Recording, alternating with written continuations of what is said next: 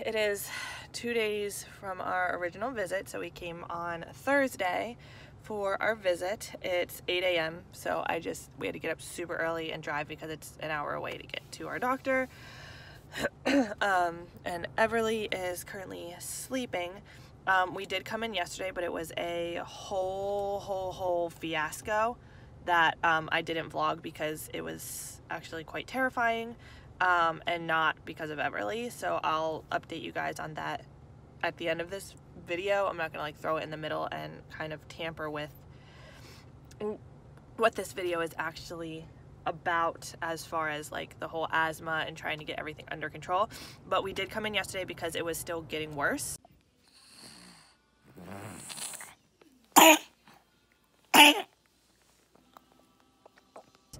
And she had 5 nebulizer treatments and it's just still getting worse. And I really just have that mother's intuition that she probably has asthma, but I think she's having reflux and she's aspirating it into her lungs, and then it's causing everything to get worse. And I think that she may have a dairy allergy just like the other 2 did. And so, as hard as it was for me, because I have been breastfeeding and it's been going really well, I got soy formula, and she's had 3 bottles of soy without any type of dairy for the whole day, and she's like so much better. I mean, like so much better. And I haven't done the nebulizer treatments since doing the soy, so I don't know. It's kind of all up in the air at this point, so we'll see what the doctor says. I'm actually a little stressed out and whatnot about going in here after everything that happened yesterday. I'm just having a lot of anxiety about going in there right now, and like I said, I'll tell you after all of this what happened. I don't want to put like a secondary story in this vlog for the people who are here to relate to somebody who's having the asthma problems or the reflux problems or whatever, like somebody who's looking for comfort in this video. What happened yesterday doesn't have to do with her symptoms or anything like that, so I'll update you guys at the end. But we're gonna go in and we're gonna see.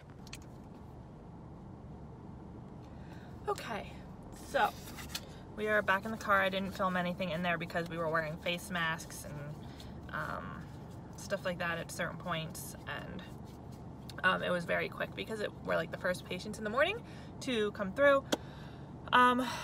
They said to just keep doing what we're doing.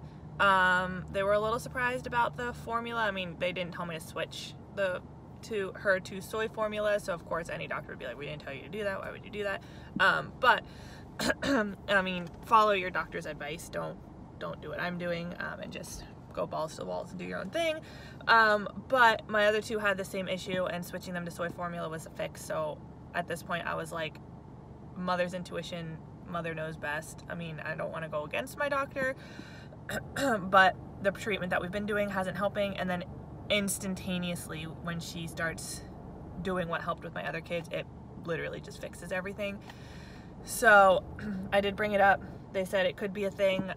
Wait until all of her symptoms totally blow over, and then give her another bottle of breast milk or another bottle of like cow's milk formula, and see if she starts the symptoms back up again, and that'll kind of give us the idea that she does have a dairy allergy, which I mean, I honestly think is the issue, just because it runs in the family, and my other 2 had it and it was the exact same thing. So she said to continue doing the nebulizer every 4 hours for 2 more days and see what happens and go from there. I don't have to come back in at the moment, so we're gonna keep doing the nebulizer for the next 2 days over the weekend, and then Monday hopefully things should be better, I guess.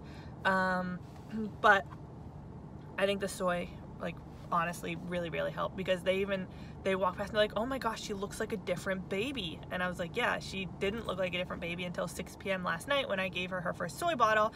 And then instead of going to bed and screaming like she was in so much pain all night long,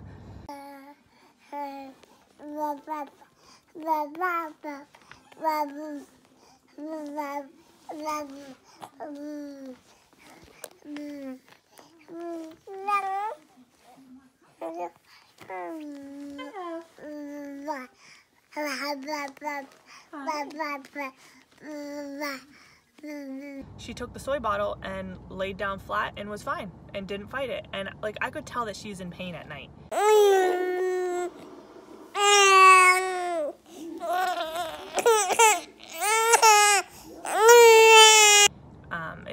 It wasn't good.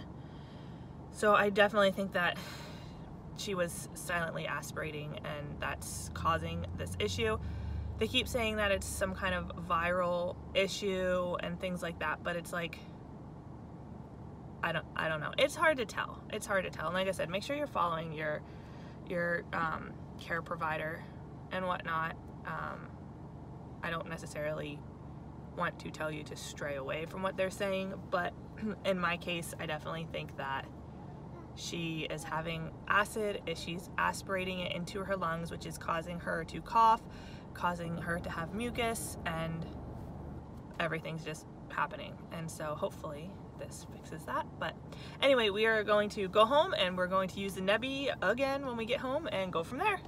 Alright guys, it's later in the day today. Ev has had, I think, 4 bottles of soy. I did do the nebulizer once, just to kind of get it in her system. And yeah, that's kind of the gist of it. We're going to be doing it throughout the weekend. So essentially she's been doing fine on the soy. She hasn't really been coughing. She's not in a lot of pain or anything like that. So I think we're going to keep doing the soy formula just to kind of see how that works out for her. Hopefully, fingers crossed, it keeps going. We do still have the nebulizer with months of supply if we need it, just on like a case-to-case basis. We don't always have to use it every 4 hours, just when she's showing symptoms. So now to get on to what all happened yesterday and everything like that. So it's known that the virus is going around and everybody's freaking out about it and like, you know, panic buying everything and people are going nuts. At least where I'm at, everybody's going nuts.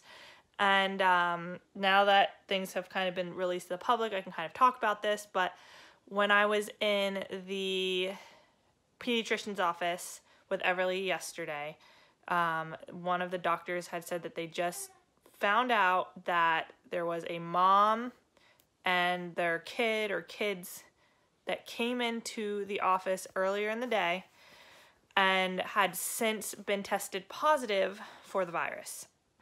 And I was in my room with the door open. The doctor was standing right outside my door and everybody was starting to freak out and like their eyes got huge and everybody was just starting to panic. And they were saying that they need to call the Department of Health and we need to go clean everything and yada, yada, yada. And so it was really just kind of like terrifying to see like the panic and like just to hear it and all of that stuff.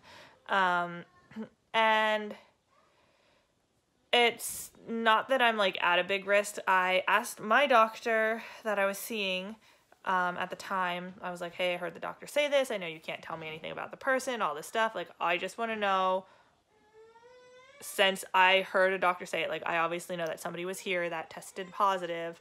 I need to know if they were in the room or around the area that I have been, because my parents can't get this, my grandparents can't get this. Like, I'm not concerned about me getting it. I don't care if I get it. My kids will be fine. Danny will be fine. I don't want to be a carrier and I don't want to give it to somebody who could have life-altering threats from this virus. And so I'm like, I need to know, because like with everything going on, like I need to know if I'm going to now be a carrier of this. And my doctor just kind of like beat around the bush and saying, you know, we can't test people here and all of this stuff. And I'm like, you're testing an adult. Like, I know at the pediatrician's office, you're not testing an adult. Plus, like, I know our area doesn't have tests. And I heard them say that this person went somewhere else to be tested and everything like that. And like my doctors kind of like beat around the bush with it and wouldn't really tell me, which to me, like when you're beating around the bush and you're, you know, trying to cover up a lot of stuff, it just tells me that like either you're lying or whatever like information I'm trying to get is true. Otherwise, why would you do that? And all I wanted was a yes or no. Was that person in this room? Was that person not in this room? Like, if they weren't in the room, then just say no, they weren't. Like, that's fine. And so I talked to my mom, and my mom told me to call back and say, like, to ask again, say what I heard, all that stuff, and if they didn't give me an answer that I was going to get the Department of Health involved. And so as soon as I said it, they put me on hold, and then they came back a couple minutes later and were like, well, we talked to the physician and we can't do tests here. And it was basically the same runaround. We can't do tests here. There wasn't anybody that tested positive here. We don't have any cases in our area, yada, yada, yada. You can go to CDC website, you know, that whole thing. And so I'm like, I called my mom back and I was like, well, I'm pretty sure that it's true because of just how much it's trying to be covered up. I mean, it's basically obvious when you try to cover it up that much that it's true. And as I was on the phone with her, I got a call back from the pediatrician, and it was the doctor that had said it, and he's like, oh, I guess my big mouth got me in trouble again. And I'm like, it's fine, like I don't care. I'm not gonna go around like causing mass hysteria about it. I'm not gonna go like on Facebook and posting on Facebook. Like obviously I'm talking about it here, but you guys don't know where I live. People that watch it do, but they now know because it's been released to the public. But anyway, he said that yeah, there had been somebody here that could possibly have contaminated it. They were not in the room that I was in, and they were here the first thing in the morning, and I was there like last thing in the day. And so the time that had been between it was fine, that I wasn't at any risk of getting it, and they'd already like they had cleaned the room down already, and they just had to go back through and like re-sterilize it just for precautionary measures and stuff like that. But they didn't believe that we were at risk. The biggest issue that I have now is that I had to go back again today, and all of the staff possibly could be infected. And in our area, there's no face masks. They were very limited on tissues. My mom gave us face masks, but Ev wouldn't really keep hers on. Things like that. So like the staff now could be giving it, and then I was around the staff. Like it's just a whole thing. So at this point, I don't know if I need to quarantine myself. Like we're not leaving. Like we've basically, like, schools are closed, things are closing down. Like we're not really planning on going anywhere. All of my practices got canceled. All of our classes got canceled. Like I'm not going anywhere, so I'm not really super concerned about it. I just need to make sure that like we don't get it, or we're not showing symptoms, or, you know, anything like that. So it's not that big of a deal, but to be a part of that panic and everything is just kind of scary.